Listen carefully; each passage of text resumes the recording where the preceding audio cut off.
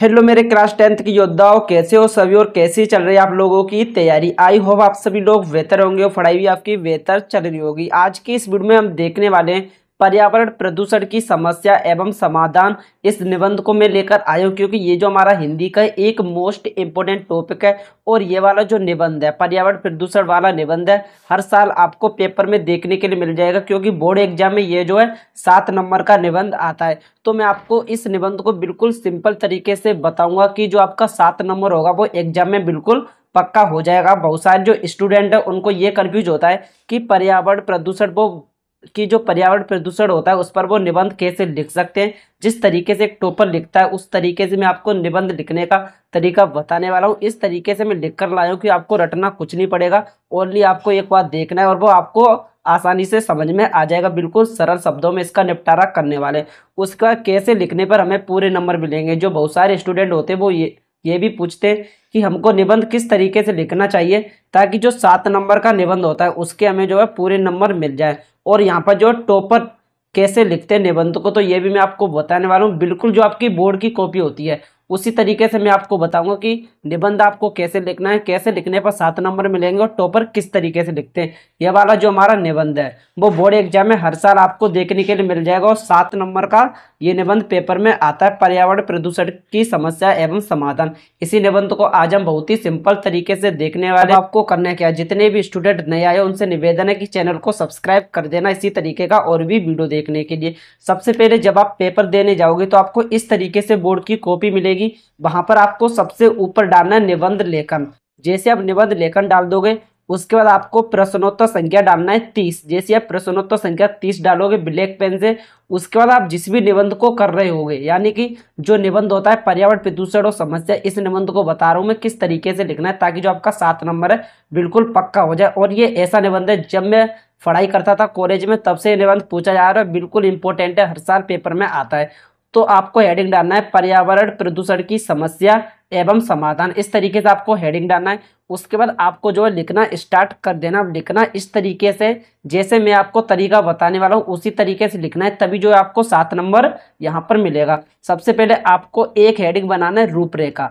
अब रूपरेखा में आपको लिखना है प्रस्तावना, आपको लिखना है और नंबर 2 हेडिंग बनाना है प्रदूषण का अर्थ और नंबर 3 हेडिंग बनाना है प्रदूषण के प्रकार। जो प्रदूषण होता है वो कितने प्रकार का होता है। और नंबर जो 4 वाला हेडिंग बनाना है आपको प्रदूषण के दुष्परिणाम, यानी कि प्रदूषण से हमें क्या क्या हानि है जीव जंतुओं को। उसका 5 नंबर का हेडिंग बनाना है प्रदूषण सुधार के उपाय। जो प्रदूषण है उसको आप कैसे ठीक कर सकते हो, कैसे उसमें सुधार कर सकते हो।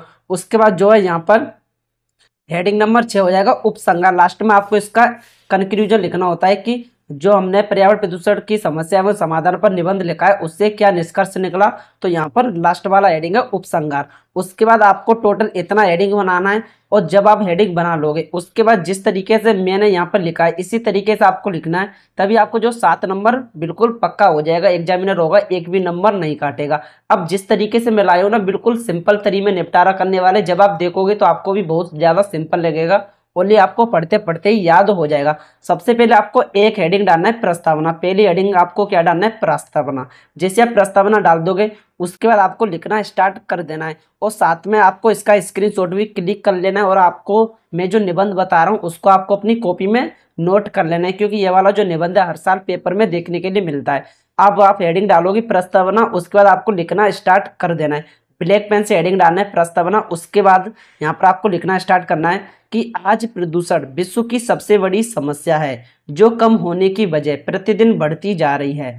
प्रदूषण की वजह से पृथ्वी पर मौजूद सभी जीव जंतुओं को घातक बीमारियों का सामना करना पड़ रहा है। इस तरीके से आपको प्रस्तावना में ओनली 4 से 5 हेडिंग बनानी है क्योंकि जो प्रदूषण है वो विश्व की एक सबसे बड़ी चुनौती है जो कम होने की बजाय डेली के डेली बढ़ती जा रही है। और जो प्रदूषण है इसकी वजह से जो पृथ्वी पर जो जीव जंतु है, जो मनुष्य है, उनको बहुत सारी बीमारियों का सामना करना पड़ रहा है। इस तरीके से आपको भी बिल्कुल सिंपल लग रहा होगा। इसी तरीके से पूरे निबंध को सिंपल तरीके से निपटाने वाले हैं।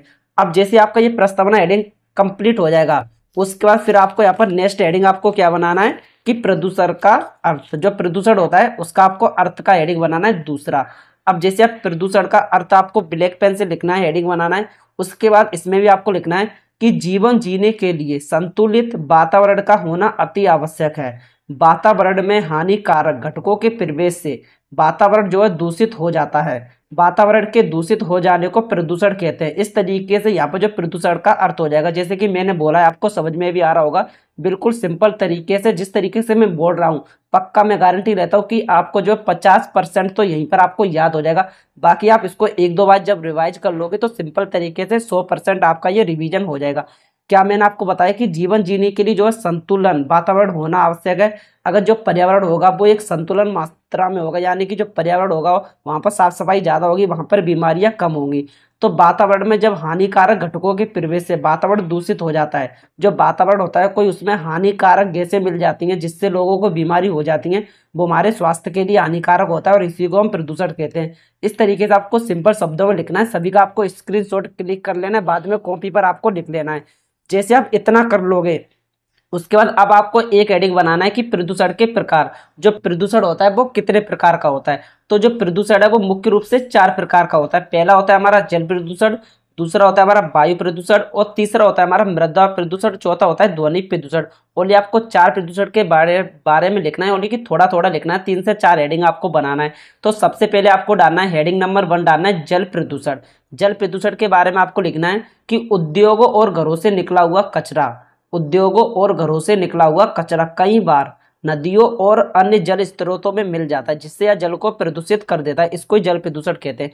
बस आपको 3 या 4 लाइन का हेडिंग बनाना और इस तरीके से आपको लिखना है जैसे कि सिंपल तरीके से आपको समझ में आ जाए। अपने अकॉर्डिंग आपको बना बना कर लिखना है। जैसे कि आप मास्टरमाइंड देखोगे ना, किसी क्वेश्चन बैंक को उठाकर देखोगे या बुक को देखोगे तो उसमें बहुत ही ज़्यादा कठिन होता है, लेकिन इस वीडियो में आपको इतने सिंपल तरीके से लाया हूं कि किसी भी बच्चे को बहुत ही आसानी से समझ में आ जाएगा। जैसे आप जल प्रदूषण लिख दोगे, उसके बाद फिर यहाँ पर आपको लिखना है वायु प्रदूषण।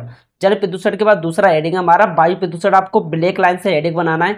फिर यहाँ पर भी स्टार्ट कर देना है लिखना कि यह सबसे खतरनाक प्रदूषण है। जो वायु प्रदूषण है वो सबसे खतरनाक प्रदूषण है। वायु प्रदूषण का जो मुख्य कारण होता है उद्योगों और वाहनों से निकलने वाला धुआं होता है। जैसे कि कई बार आपने देखा होगा कि आप रोड पर चलते हैं तो जो बाइक होती है उनसे धुआं निकलता है, उससे भी हमारा वायु प्रदूषण होता है। जो फैक्ट्री वगैरह होती है उससे भी धुआं निकलता है जो हमारे शरीर के लिए हानिकारक होता है। तो इससे यहाँ पर वायु प्रदूषण होता है। उसके बाद तीसरा आपको डालना है मृदा प्रदूषण। अब मिट्टी से मृदा प्रदूषण किस तरीके से होता है इसके बारे में आपको लिखना है। 3 से 4 लाइन आपको लिखना है, ज़्यादा लंबा चौड़ा आपको नहीं करना है। और जिस तरीके से मैं लाया हूँ इतना आपको लिखना पड़ेगा, तभी जो आपको 7 नंबर पूरे के पूरे मिलेंगे। तो जो मृदा प्रदूषण हो जाएगा, मिट्टी में होने वाले प्रदूषण को मृदा प्रदूषण कहते हैं। जो प्रदूषण मिट्टी में होता है, जमीन में होता है, उसको मृदा प्रदूषण कहते हैं। या किस तरीके से होता है, यह मुख्यतः खेती में अत्यधिक कीटनाशक दवाओं का उपयोग करने से होता है। जब आप अपनी फसल में अत्यधिक कीटनाशक दवाओं का उपयोग करोगे तो इससे मृदा प्रदूषण होता है।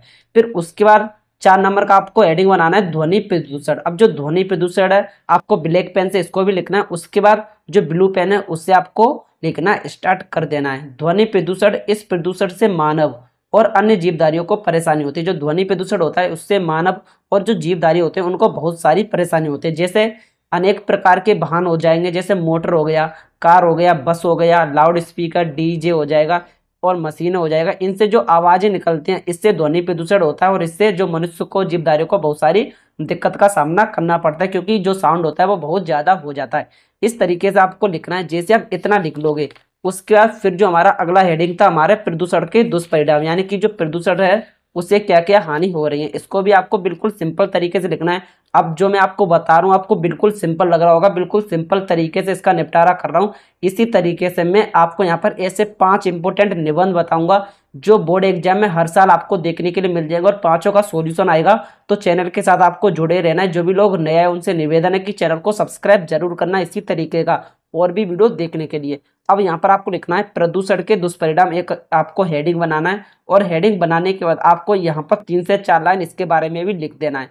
प्रदूषण का दुष्परिणाम क्या हो जाएगा, प्रदूषण को लेकर मानव के स्वास्थ्य जीवन में खतरा पैदा हुआ है। जो प्रदूषण है उसकी वजह से मानव के जीवन में जो है खतरा पैदा हुआ है, क्योंकि प्रदूषण के कारण मानव जो खुली हवा में सांस लेने के लिए तरस रहा है। क्योंकि प्रदूषण इतना बढ़ गया है, जो मानव होता है वो खुली हवा में सांस लेने के लिए तरस रहा है। फिर आपको अगला हेडिंग डालना है यहाँ पर प्रदूषण सुधार के उपाय। जो प्रदूषण होता है, पर्यावरण प्रदूषण होता है, इसको आप किस तरीके से सुधार सकते हैं, आपको कौन कौन से ऐसे कार्य करने चाहिए इससे ये जो हमारा पर्यावरण प्रदूषण है बिल्कुल कम हो जाए, यानी कि 100% से आपका 50 से 60% घट जाए। अब आपको किस तरीके से लिखना है यहाँ पर, प्रदूषण को कम करने के लिए हमें लोगों के अंदर जागरूकता पैदा करनी होगी। अगर आप प्रदूषण को कम करना चाहते तो हमें लोगों को जागरूक करना होगा। किस लिए जागरूक करना होगा?